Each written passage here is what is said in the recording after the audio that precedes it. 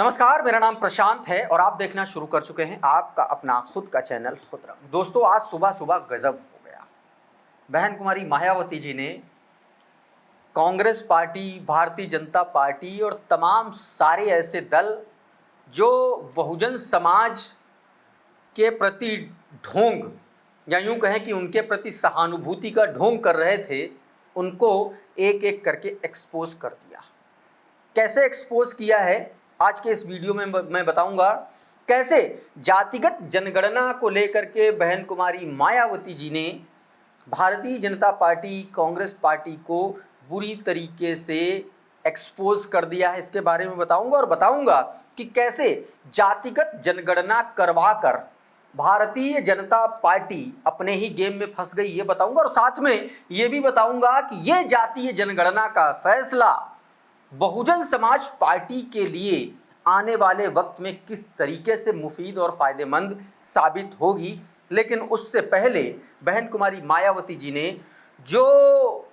Tweet किया है और जिस ट्वीट के जरिए उन्होंने भाजपा और कांग्रेस को एक्सपोज किया है, वो आपको पढ़ के बताता हूं, उसके निहितार्थ बताता हूं और उसके बाद इस जातिगत जनगणना का पूरा एनालिसिस करूंगा, पूरा गुणागणित का एनालिसिस करूंगा, फायदे और नुकसान का भी एनालिसिस करूंगा। दोस्तों, सबसे पहले बहन कुमारी मायावती जी का वो ट्वीट आपकी स्क्रीन पर, 4 हिस्से का ट्वीट और उसके पहले हिस्से का ये रहा आपकी स्क्रीन पर। दोस्तों, बहन जी अपने ट्वीट के पहले हिस्से में लिखती हैं कि काफी लंबे समय तक ना करने के बाद अब केंद्र द्वारा राष्ट्रीय जनगणना के साथ जातीय जनगणना भी कराने के निर्णय का भाजपा व कांग्रेस आदि द्वारा इसका श्रेय लेकर खुद को ओबीसी हितैषी सिद्ध करने की होड़, जबकि इनके बहुजन विरोधी चरित्र के कारण ये समाज अभी तक पिछड़ा, शोषित व वंचित है। आगे बहन जी आगे लिखती हैं कि दूसरा हिस्से का ट्वीट है, लिखती हैं कि वैसे भी कांग्रेस एवं भाजपा आदि की अगर नीयत और नीति बहुजन समाज के प्रति पाक साफ होती तो ओबीसी समाज देश के विकास में उचित भागीदार बन गया होता, जिससे इनके मसीहा परम पूज्य बाबा साहेब डॉक्टर भीमराव आंबेडकर का आत्मसम्मान व स्वाभिमान का मिशन सफल होता हुआ जरूर दिखता। तीसरे हिस्से का ट्वीट, लेकिन बाबा साहेब एवं बीएसपी के अनवरत संघर्ष के कारण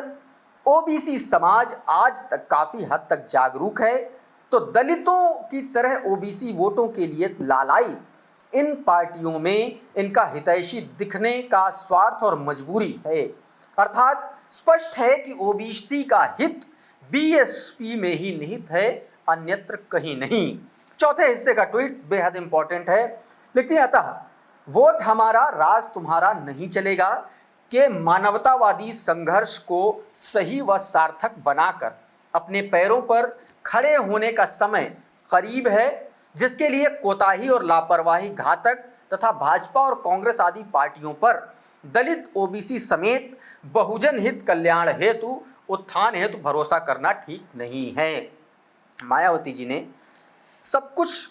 एकदम शीशे की तरह खोल करके रख दिया, एकदम साफ कर दिया। उन्होंने सीधे तौर पर कहा कि अगर इनको यही करना होता, हालांकि इसको और मैं थोड़ा सा आगे बढ़ाऊंगा, अगर यही करना होता, कांग्रेस जो आज की तारीख में श्रेय ले रही है, तो जब मंडल कमीशन के लिए मान्यवर साहब कांशीराम और बहन कुमारी मायावती जी को आगे आना पड़ा था, उसकी सिफारिशें लागू करने के लिए आगे आना पड़ा था, तब सब कोई नहीं था।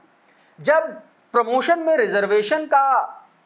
बिल समाजवादी पार्टी के लोगों ने फाड़ा, उस वक्त खिलाफ सिर्फ बहुजन समाज पार्टी ने आवाज बुलंद की थी। और आज अखिलेश यादव पीडीए की बात करते हैं, दलितों की बात करते हैं, और अब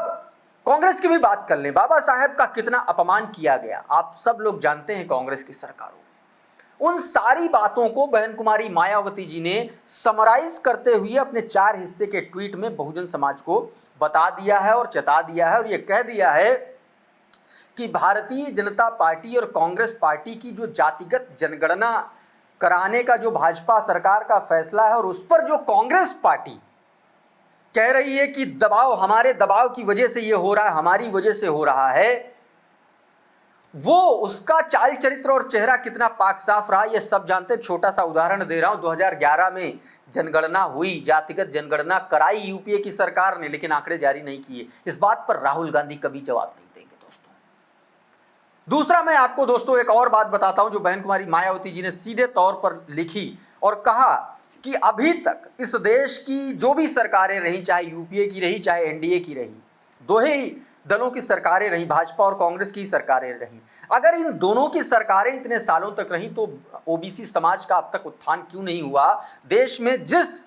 लेवल तक उनको भागीदारी मिलनी चाहिए थी वैसी भागीदारी क्यों नहीं मिली? कई गंभीर सवाल उन्होंने उठाए और आखिर में इसीलिए कहा कि वोट हमारा, राज तुम्हारा नहीं चलेगा और इसीलिए आप सबको बसपा के साथ आना चाहिए। इससे पहले 30 अप्रैल को जिस दिन ये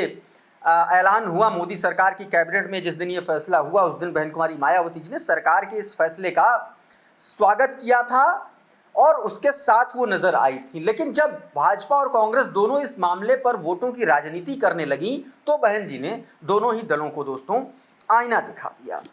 अब बात करते हैं चुनावी नफे नुकसान की। देखिए, भारतीय जनता पार्टी और कांग्रेस पार्टी, एक चीज पहले आप समझ लीजिए कि सितंबर में यह कहा जा रहा है, अभी इसका कोई लिखित प्रमाण नहीं है, ऐसी चर्चाएं हैं कि सितंबर से जातिगत जनगणना शुरू होगी और 2026 के लास्ट तक, दिसंबर तक पूरी हो सकती है, या आंकड़े आ सकते हैं, या फिर 27 की शुरुआत तक। इसका मतलब सीधा सीधा ये है कि जातिगत जनगणना करवाने का कोई भी फायदा ना तो अभी से लेकर के 2027 तक जितने भी चुनाव होंगे इस देश में वहां नहीं होगा। और अब बताते हैं आपको कि भाजपा को क्यों कराना पड़ा जातिगत जनगणना। आप सभी को पता है कि बहन कुमारी मायावती जी और बहुजन समाज और मान्यवर साहब का जो पूरा मिशन रहा है वो इसी के इर्द गिर्द रहा है, आरक्षण के इर्द गिर्द रहा है, या यूं कह लें कि स्वाभिमान और सम्मान जो दलित, शोषित, वंचित वर्ग के लोग हैं उनको आगे बढ़ाने का रहा है और ये लंबे समय से मांग होती आई। लेकिन भाजपा का जो अनुषंगिक संगठन है राष्ट्रीय स्वयंसेवक संघ, इसके खिलाफ था। और याद कीजिए कि 30 तारीख को जब मोदी कैबिनेट का यह फैसला हुआ उससे एक दिन पहले आरएसएस प्रमुख मोहन भागवत नरेंद्र मोदी से मुलाकात करने गए थे। कयास लगाए गए कि यह मीटिंग जो है पहलगाम को लेकर के हुई, लेकिन जब मोदी सरकार का यह फैसला आया तब पता चला कि नहीं, मोहन भागवत की मीटिंग दरअसल पहलगाम पर नहीं, जातिगत जनगणना को लेकर के हुई थी। इससे पहले आप याद कीजिए 2024 में मेरे ख्याल से साउथ में, केरल में मेरे ख्याल से आरएसएस का 3-4 दिनों का शिविर था, चिंतन शिविर था, और उस चिंतन शिविर में आरएसएस के बड़े नेता जो थे उन्होंने इसको लेकर के अपनी सहमति जताई थी। लेकिन उससे पहले क्या हुआ था, सदन में भारतीय जनता पार्टी के बड़े नेता, मंत्री रहे, गृह राज्य मंत्री रहे, उन्होंने सदन में कहा था कि भारतीय जनता पार्टी की सरकार इसके पक्ष में नहीं है। मुख्यमंत्री योगी आदित्यनाथ ने कहा था कि हम जातिगत जनगणना नहीं कराएंगे। अब मोदी सरकार ने अचानक से फैसला ले लिया, तो इसका सीधा सीधा मतलब ये है कि बहुजन समाज पार्टी समेत तमाम विपक्षी ऐसे दल जो लगातार इसकी मांग कर रहे थे और इस मुद्दे पर भाजपा को ऐसा लग रहा था कि वो घिर जाएगी, और इसीलिए उसने ये फैसला लिया। अगस्त में भी अमित शाह ने इसको लेकर के सदन में बयान दिया था। अब दोस्तों, जातिगत जनगणना की अगर बात करें तो आप सभी को पता है कि 1931 में पहली बार अंग्रेजों के द्वारा जातिगत जनगणना कराई गई थी और उसके बाद 41 में हुई, लेकिन उसके आंकड़े कभी जारी नहीं हुए। फिर नेहरू की जो कैबिनेट थी, पहली कैबिनेट, जिसमें सरदार पटेल थे, मौलाना अबुल कलाम आज़ाद थे, डॉक्टर अंबेडकर थे, इस कैबिनेट ने यह फैसला लिया था कि जातिगत जनगणना जो है हम नहीं कराएंगे, लेकिन एसटी और एससी के जो आंकड़े हैं वो जारी किए जाते थे, ओबीसी के आंकड़े नहीं जारी किए जाते थे। सुप्रीम कोर्ट में भी इस मामले में कई बार मामला गया, लेकिन सुप्रीम कोर्ट ने सीधे तौर पर कहा कि इस देश में जनसंख्या, संविधान में जनसंख्या का जिक्र है, किसी जाति और धर्म का जिक्र नहीं है, इसलिए जाति नहीं गिनी जा सकती। सुप्रीम कोर्ट ने भी ये कई बार कहा, लेकिन अब मोदी सरकार ने ये फैसला लिया है तो जनगणना होगी और उसके आंकड़े जारी होंगे। उससे पहले मोदी सरकार को 1948 के उस एक्ट में संशोधन करना पड़ेगा, उसके बाद ही ये चीजें हो सकती हैं। कुल मिलाकर के एक लाइन में आप ये समझिए कि बहुजन समाज पार्टी को इस पूरे कांड से, इस पूरे फैसले से, आप ये कह लीजिए, इस पूरे फैसले से ये कह लीजिए कि उसको एक बड़ा फायदा, बड़ी संजीवनी मिलती हुई नजर आ रही। क्योंकि अगर बहुजन समाज पार्टी इस पूरे नैरेटिव को जबरदस्त तरीके से अपने समाज में पेनिट्रेट करने में कामयाब होती है तो,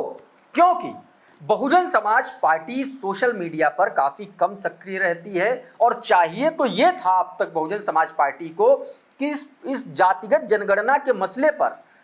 एक एक घर तक बहुजन समाज पार्टी का संदेश पहुंच जाता कि देखिए हमने इतने सालों तक संघर्ष किया, लड़ाई लड़ी और उसके बाद अब जाकर के मोदी सरकार जो है झुक गई है बहुजन समाज के आगे।